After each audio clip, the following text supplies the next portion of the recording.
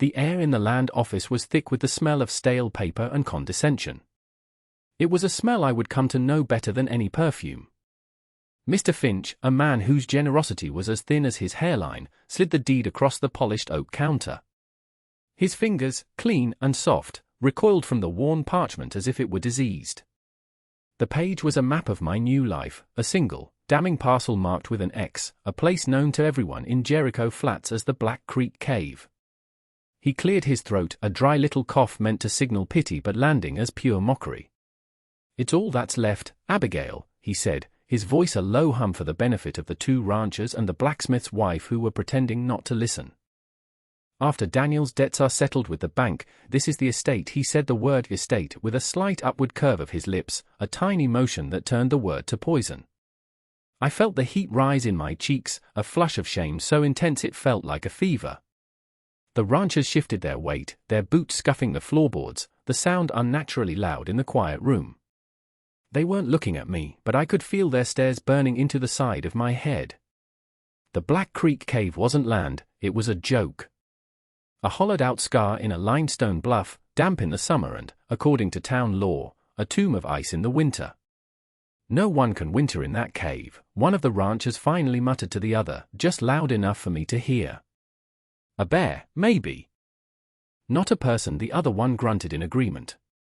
"She'll be back in town begging for a room before the first snow." My hands, chapped and raw from a month of washing other people's laundry for pennies, curled into fists at my sides. I focused on the deed. On the spidery ink that signed away my old life and handed me this new, impossible one. 30 years old, a widow for 6 months, and now the proud owner of a hole in the ground. I wouldn't look at them. I wouldn't give them the satisfaction of my tears. Instead, I reached out and placed my palm flat on the deed, claiming it. The paper felt cold, final. I looked directly at Mr. Finch, past his smug expression and into his pale, watery eyes. "Thank you," I said, my voice steadier than I felt. I folded the paper, the crease sharp and deliberate. And as I turned to walk out, a promise formed in my mind, hard and clear as quartz. It wasn't just a promise to myself, but a promise to them, to their smirks and their certainty. One day, they would be cold. One day, the wind would howl, and their well-built houses wouldn't feel warm enough. And on that day, they would remember the woman they sent to a cave to die, and they would learn what a fire was really for. Before you go thinking this is just a story about survival, stick around. You might be surprised to find out what you can build when you have nothing left to lose but the respect of people you never wanted it from in the first place. My husband Daniel had been a man of grand dreams and flimsy foundations. He saw gold in every sunset and fortune in every gust of wind, but he never understood that a life, a real one, is built of heavier things, stone and sweat and the grim patience to see a winter through. He had bought the claim to the cave not for the cave itself, but for the land around it, convinced a seam of silver ran just beneath the surface. He died chasing that silver, a fever taking him in 3 short days, leaving me with his optimism's debt. The first time I walked the 2 miles out of town to my new home, the late August sun was hot on my neck. The path dwindled from a wagon-rutted track to a faint deer trail that hugged the edge of Black Creek. The air grew cooler as I approached the bluff, the scent of damp earth and moss replacing the dust of the town.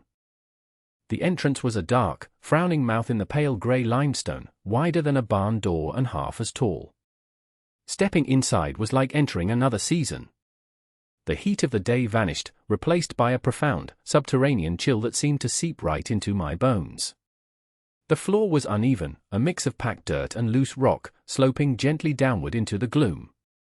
Water dripped from the ceiling in a slow, maddening rhythm, each drop echoing in the vast, silent space. It wasn't one chamber, but a network of them, the main cavern large enough to hold a small house, with smaller passages branching off into utter blackness. My inheritance. My estate. A cold, wet, dark, and profoundly lonely place. I had so little to bring to it. Daniel's tools, a heavy mallet, a set of chisels, a shovel with a cracked handle. 2 thick wool blankets, a cast iron pot, a small sack of flour, another of beans, and a tin of salt. That was the sum total of my worldly possessions. I sat on a flat-top boulder just inside the entrance, watching the rectangle of daylight, and for the first time since the funeral, I allowed myself to truly feel the crushing weight of my solitude. It wasn't a feeling, it was a physical presence in the cave with me, colder than the stone, darker than the shadows. Out there, in Jericho Flats, I was an object of pity and scorn. In here, I was nothing. Just a small, warm body in a great immensity of cold rock. A fire, I knew, was the first order of business. Not for warmth, not yet, but for light and for the simple, animal comfort of a moving flame. I gathered dry leaves and twigs from the woods nearby and built a small pyre in the center of the main chamber. When I struck the match, the flame leaped up, and for a glorious moment, the cave was filled with a dancing, golden light. Then came the smoke. It didn't rise. It billowed, thick and acrid, clinging to the low ceiling and then sinking, pouring down the walls in a choking, grey waterfall. It filled my lungs, my eyes, my throat. I stumbled out of the entrance, gasping and coughing, my eyes streaming, the beautiful fire now a treacherous enemy. The rancher's words echoed in my head. A bear, maybe. Not a person. They were right. Without a way to channel the smoke, a fire would kill me long before the cold ever could. And that is when the real work began. I knew nothing of chimneys or flues, of draft or draw. My father was a clerk, and my husband a dreamer. I had never laid a stone upon a stone with any purpose other than clearing a field. But I knew who had. Thomas was a man who lived on the edge of town in the same way a scab lives on the edge of a wound. He had come to Jericho Flats a decade ago, built himself a small, perfect cabin out of river stone, and then proceeded to speak to almost no one. The townspeople said he was sour, that he had lost a family, that he was running from something. All I knew was that his chimney never smoked, and his cabin was said to be warm even in the deepest freezes. It took me 2 days to work up the courage to approach him. I found him splitting firewood, the axe rising and falling with a rhythm that was all function, no wasted motion. He was older, his face a roadmap of sun and hardship, his eyes the color of a winter sky. He stopped when he saw me, resting the axe head on the chopping block. He didn't smile or greet me. He just waited. "Mr. Thomas," I began, my voice feeling small. "I need your advice," he grunted, his eyes flicking over me, taking in the smudge of soot on my cheek. "Town's full of advice. Most of it worthless. I need to build a fireplace." "In the Black Creek cave," I said, forcing the words out. I expected him to laugh. Or at least a smirk, like Mr. Finch. He did neither. He simply stared at me for a long moment, his expression unreadable. "Cave's a fool's grave in winter," he said, his voice a low gravel. "That's what they tell me," I replied, meeting his gaze. "But it's the only grave I've got, so I intend to make it a comfortable one." A flicker of something, not amusement, but perhaps interest, crossed his face. He leaned the axe against the block and wiped his hands on his trousers. "A fire needs to breathe, same as a man. You're trying to make it breathe in a sealed box. It chokes. It dies. And it takes you with it." He walked over to his cabin and gestured to the chimney, a simple, elegant column of matched stones. "This isn't just a pile of rocks. It's a throat. The firebox is the lungs. The flue is the windpipe. You get the proportions wrong, it won't draw. It'll cough smoke right back in your face." He picked up a stick and drew in the dirt. A simple diagram. A square for the firebox, a smaller rectangle above it for the throat, and a long, narrow channel for the flue. The smoke wants to go up. Heat rises. But it's lazy. You have to make the path up easier than any other path. You need a smoke shelf, he said, scratching another line behind the throat. A little ledge. It stops the cold air from the outside from falling straight down and pushing the smoke back into the room. It creates a current. A river of air. He explained it all with a detached, clinical precision. The need for a damper to control the draw, the way the flue had to be smooth inside, the importance of the ratio between the fireplace opening and the flue's diameter. He spoke of it not as masonry, but as an organism, a living system of air and heat. He gave me no sympathy, no encouragement. He just gave me the facts, as solid and uncompromising as the stone he worked with. When he was done, he tossed the stick aside. "You'll need clay for mortar. Not just any clay. The blue-grey stuff down by the bend in the creek, about a mile past your cave. It's got grit." Fire's hard. He looked at me, really looked at me, for the first time. "It's hard work for a man, let alone a woman on her own. The work doesn't care who does it," I said. He nodded slowly. "No. I suppose it doesn't, that was all." He turned and went back to his woodpile. But it was more than enough. He hadn't offered to help, but he had given me a map. A blueprint for my own survival. And for the first time, I felt not hope, but something far more useful, a plan. The rest of August was a blur of brutal, monotonous labor.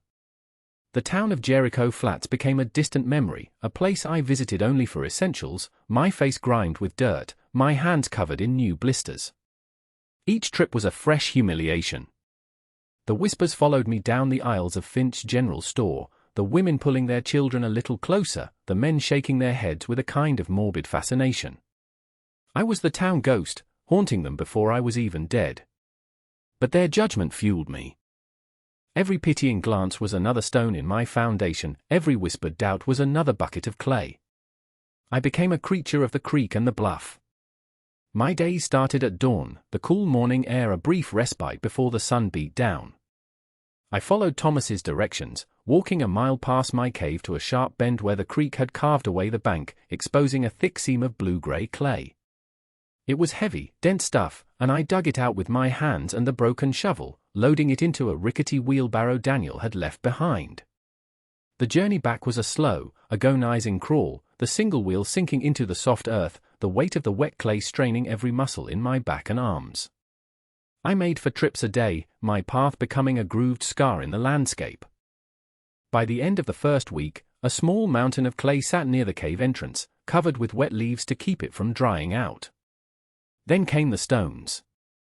I wasn't building a cabin wall, I was building a fire's throat, and it needed the right kind of stones. Not the rounded, water-smoothed rocks from the creek bed, but flat, stratified pieces of limestone and slate I could pry from the surrounding cliffs. This was dangerous work. I used a crowbar and my mallet, searching for fracture lines, tapping and listening for the hollow sound that signaled a loose section. Sometimes a small, perfect slab would break free. Other times, a ton of rubble would come crashing down, forcing me to leap back, my heart hammering against my ribs. I learned to read the rock, to understand its language of stress and weakness.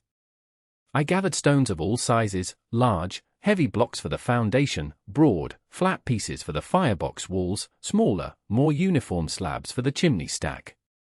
I hauled them one by one on a makeshift traver, 2 long poles harnessed over my shoulders, the stones piled on a piece of canvas stretched between them. The weight was immense. It bowed my back and burned my shoulders, but with each stone I moved, the cave felt less like a tomb and more like a workshop. By early September, I had my materials. A great pile of stones, sorted by size and shape, and the mound of clay, pungent and ready. The air was changing, a new crispness in the mornings that spoke of the coming cold. There was no more time for gathering. It was time to build. I spent an entire day just mixing the clay with sand and water, kneading it with my bare feet until it had the consistency of thick dough. The blue tannic smell of it was everywhere. It was under my fingernails, in my hair, caked onto my clothes. I was no longer just a woman, I was becoming part of the landscape itself, made of the same dirt and grit. The first stone of the foundation was the heaviest. It took me the better part of an hour to lever and roll it into place against the back wall of the cave, positioning it where the chimney would rise. Laying that single stone felt like a monumental victory. It was the anchor, the point from which everything else would grow. I worked from Thomas's drawing, which I had scratched onto a large, flat piece of slate. I built the firebox first, a deep, wide hearth that felt generous and welcoming even in its raw state. The work was a slow, painstaking puzzle. Each stone had to be chosen, turned, and tested, finding how it best fit against its neighbors. I was not a mason, and my first few layers were clumsy, the gaps between the stones uneven. I slathered them with my blue-grey mortar, my hands clumsy with the trowel, pushing the clay deep into the crevices. I worked by the light that filtered into the cave mouth, and as the sun moved across the sky, my workspace would plunge into shadow, forcing me to stop.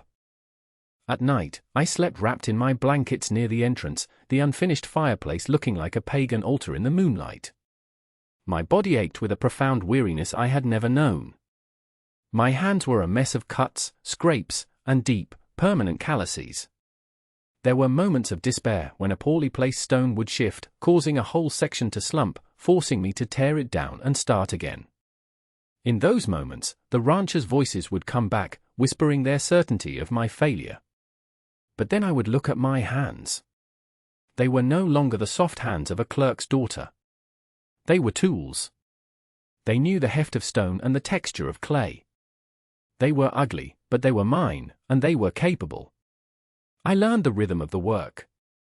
The dry scrape of stone on stone, the wet slap of mortar, the solid thud as a piece settled into place. I built the angled side walls of the firebox, designed to reflect heat out into the room. Then came the most difficult part, the throat and the smoke shelf Thomas had described. This was the critical junction, the heart of the system. I had to build a lintel, a long, flat stone to span the top of the firebox opening, and then construct the narrow passage above it, leaving that crucial ledge at the back. My first attempt failed. The lintel stone was too heavy, and my mortar too wet. The whole thing sagged overnight. I tore it down, my frustration a bitter taste in my mouth, and rebuilt it, this time propping the lintel with a wooden brace until the mortar could cure. While I worked, I noticed something odd about the clay. Where it had squeezed out of the joints and been exposed to the air, it had dried to a pale, almost white color. It was incredibly hard. I tapped a dried lump with my mallet, and it rang with a clear, ceramic note. It didn't crumble into dust like normal dried clay. It chipped, like a piece of pottery. Thomas had said it had grit, but this was something more. It was as if the clay itself held some internal fire, some potential for transformation I didn't understand. Finally, the throat was complete. Now, all that was left was the flue, the long, straight channel to the outside world. The cave ceiling was only 9 feet high where I was building, but I needed to go through 2 feet of solid rock. This was the task I had been dreading. Using the heaviest mallet and my sharpest chisels, I began to attack the ceiling. It was deafening, exhausting work. I built a small platform of rocks to stand on, and for days, the only sound in the valley was the relentless clang of steel on stone. Small chips flew, stinging my face and arms. Progress was measured in inches. After a week, I had a hole barely a foot deep. My arms felt like lead, my ears rang constantly. But I kept on, driven by the image of that first clean draft of smoke, by the promise of warmth against the coming frost. The day I broke through the ceiling was a day of quiet miracles. After weeks of chipping away at the limestone, my chisel suddenly punched through into emptiness. A small shower of dust and pebbles fell onto my face, and then, a single, perfect ray of afternoon sunlight stabbed down through the hole, illuminating the swirling dust like a divine announcement. I had reached the outside. The hole was no bigger than my fist, but it was a portal. A connection. I spent the next 2 days widening it, my work now fueled by a frantic energy. When the opening was as wide as my shoulders, I climbed up through it, emerging onto the flat, grassy top of the bluff. The world looked different from up here. I could see the whole of Jericho Flats nestled in the valley below, small and insignificant. I was no longer buried beneath the earth, I was standing on top of it. Building the chimney stack above the roofline was easier. I was working in open air, with light and space. I extended the stone flue 2 feet above the bluff, finishing it with a cap of flat stones to keep the rain out. The entire structure, from the hearth on the cave floor to the cap on the bluff, was now one contiguous whole. A single, unified system designed for one purpose, to draw fire. I climbed back down into the cave. The finished fireplace stood against the back wall, solid and permanent. It looked ancient, as if it had always been there. My hands trembled as I laid the first fire. This was the moment of truth. All the weeks of labor, the pain, the doubt, it all came down to this. I arranged the kindling and the dry logs with the care of a priestess. I struck a match. The kindling caught, the small flames licking at the larger logs. I held my breath, watching the smoke. For a heart-stopping second, a small puff curled out from under the lintel, a waft of grey that smelled of failure. My stomach clenched. But then, something shifted. A subtle, invisible current took hold. The smoke hesitated, then streamed upward, a clean, straight line disappearing into the dark throat of the chimney. I ran outside and scrambled up the bluff. A steady, pale plume of smoke was rising from my chimney stack, climbing straight and true into the crisp autumn sky. It was the most beautiful thing I had ever seen. I went back inside. The fire was roaring now, a healthy, vibrant blaze that threw a huge blanket of heat out into the cave. The stone of the hearth was already growing warm to the touch. The damp chill that had permeated the cave for months was in retreat, pushed back by the advancing warmth. I sat on the dirt floor, my back against the opposite wall, and just watched it. The light danced across the stone walls, turning the grim cavern into a golden, flickering sanctuary. I felt the heat on my face, in my clothes, sinking deep into my tired bones. And in that moment, I didn't just feel warm. I felt safe. As the fire burned hotter, I noticed the mortar in the joints around the firebox beginning to glow, a faint, deep red. The blue-gray clay was changing, transformed by the intense heat. When the fire died down to embers hours later, I reached out and touched a joint. It was no longer clay. It had become stone itself, a glassy, vitrified material, harder and smoother than the rock it was holding together. The heat hadn't just been contained, it had forged the container into something stronger. I had done more than build a fireplace. I had, without knowing it, discovered a secret hidden in the earth. Winter came to Jericho Flats not as a gentle guest, but as a tyrant. It arrived in late November with a week of freezing rain that coated every tree branch in a brittle sleeve of ice, followed by a wind that howled down from the northern peaks, sharp and relentless. The temperature plummeted. The town hunkered down, wood smoke a constant haze in the valley. The general consensus, I learned later, was that I had either fled south or was a frozen corpse in my cave. No one bothered to check. They had already written my eulogy in their whispers and smirks months before. But I was not dead. I was warm. My cave, once a symbol of my destitution, had become my fortress. The fireplace was the heart of my new world. It was a living thing, a hungry beast that demanded a constant supply of wood, but its reward was absolute. The heat it threw was immense, a physical presence that filled the large cavern. The stone hearth held the warmth for hours after the fire had died to embers, radiating a gentle, steady heat through the night.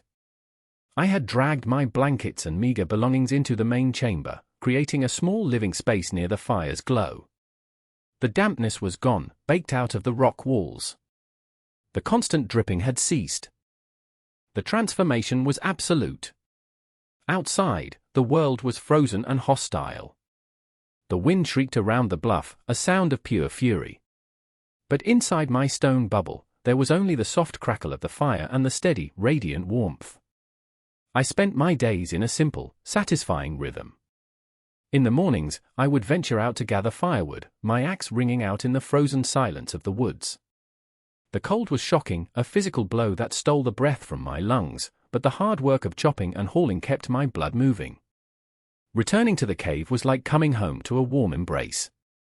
I would shed my outer layers, my cheeks and fingers tingling as the feeling returned, and sit before the fire, my hands wrapped around a hot tin cup of chicory coffee. I had found a routine. I cooked my simple meals of beans and corn bread on the hearth. I mended my clothes by the firelight. I explored the deeper, smaller passages of the cave, discovering they remained at a constant, cool temperature, a perfect natural larder where I could store the few vegetables I had managed to trade for.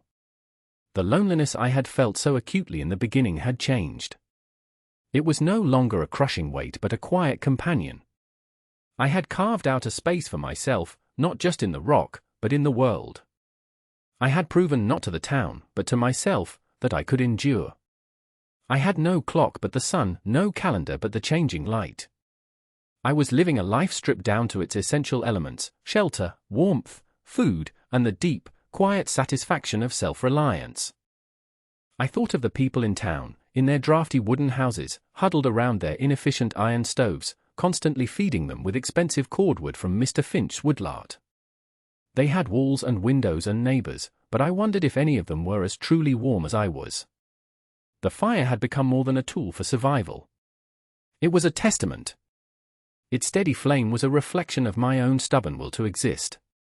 The world had tried to extinguish me, and I had answered by building a fire in the dark. The first blizzard hit in the middle of January. It came without warning, a solid wall of white that erased the world. The wind was a physical force, a malevolent entity that screamed and clawed at the landscape. For 3 days, I didn't leave the cave. I kept the fire stoked high, listening to the storm rage outside. The snow piled up against the entrance, sealing me in, but it acted as further insulation.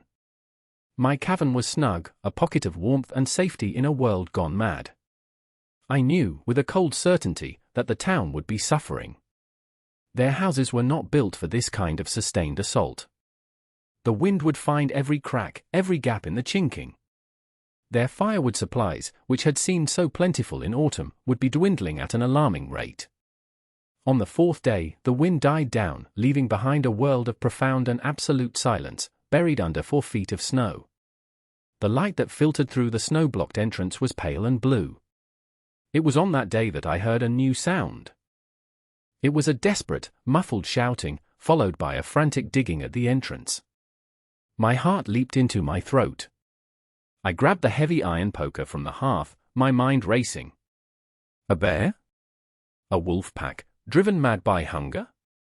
The digging grew more frantic, and then a section of the snowbank collapsed inward, and a figure, completely covered in snow, stumbled and fell into my cave. The figure pushed back his hood, and I saw the face of Mr. Finch. He was barely recognizable. His skin was blue-white with cold, his beard and eyebrows were thick with ice, and his eyes were wide with a desperate, terrified panic. He stared at the fire, at the immense, impossible warmth of the cave, as if he were seeing an apparition. He tried to speak, but his jaw was too stiff with cold. He just pointed back the way he had come, a single, pleading gesture. My daughter," he finally stammered, his teeth chattering uncontrollably. "Clara. The fever, our fire, it's out. The wood is wet. We can't." He didn't need to finish. I could see the story in his frozen face. The cold had crept into his fine, well-built house, and now it was threatening to steal his child. He, the man who had mocked my estate, who had smirked as he handed me the deed to this tomb, was now standing in my home, begging. This was the moment. The reversal I had promised myself. The anger I had nurtured for months rose up in me, hot and sharp. I could have told him to leave. I could have watched him crawl back into the frozen hell he had so smugly assumed would be my end. I could have savored the perfect, crystalline justice of it. I looked from his desperate face to the steady, generous flame of my fire. The fire didn't judge. It didn't gloat. It simply gave its warmth to whatever was cold. I took a deep breath, the warm air filling my lungs. "Bring her here," I said. The words were quiet, but in the silence of the cave, they landed with the weight of a judgment. Not of him, but of me. And in that moment, I knew which path I had to take. Mr. Finch stared at me, his eyes filling with a mixture of disbelief and dawning, shameful gratitude. He nodded, a jerky, convulsive movement, and then turned and scrambled back out through the hole he had made. An hour later, he returned, this time with 2 other men from the town. Between them, they carried a small bundle of blankets. It was Clara, his 8-year-old daughter. Her face was pale and slick with sweat, her breathing shallow and ragged. They brought her into the warmth, their movements clumsy with cold and awe.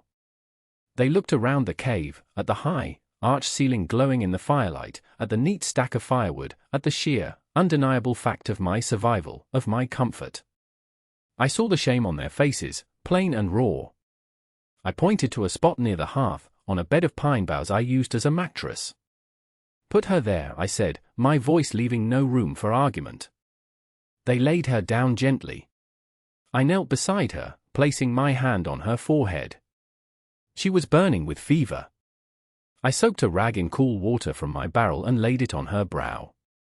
This simple act of nursing, something I hadn't done since Daniel took sick, felt both strange and deeply familiar. Soon, others began to arrive. They came in ones and twos, drawn by the news that had somehow spread through the buried town: Abigail is alive. And she has a fire. The blacksmith, whose wife had watched me with such pity in the land office, came with his 2 young sons. Then the widow Miller, whose house at the edge of town was notoriously drafty. Within a few hours, my cave, the place of my exile, had become a sanctuary for a dozen people. They huddled together, their backs to the cold stone walls, their faces turned toward the fire, a congregation of the humbled. No one spoke much. The crackle of the flames and Clara's ragged breathing were the only sounds. The air was thick with unspoken apologies. The blacksmith, a large, quiet man named Henry, eventually approached me. He stood before me, twisting his cap in his big, calloused hands. "We were wrong, Abigail," he said, his voice low and rough with emotion. We spoke ill of you. We thought." "I know what you thought," I said, not looking up from the child. "The cold has a way of changing a man's thoughts." He nodded, accepting the mild rebuke. "Is there anything to be done?" he asked, his eyes gesturing around the cave. "Wood," I said simply. "The fire needs wood." It was a command, and he took it as one. He and the other men organized themselves, digging a path out of the snow-choked entrance and venturing into the woods in shifts, returning with arms full of firewood.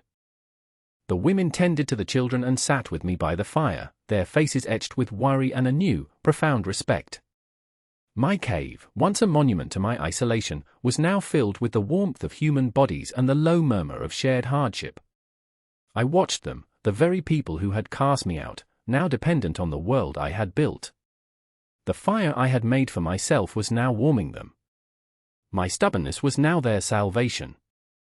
And as I watched the flames dance, I saw the glowing red lines of the vitrified clay in the firebox, the secret strength I had unwittingly built into its core, and I felt a strange sense of rightness.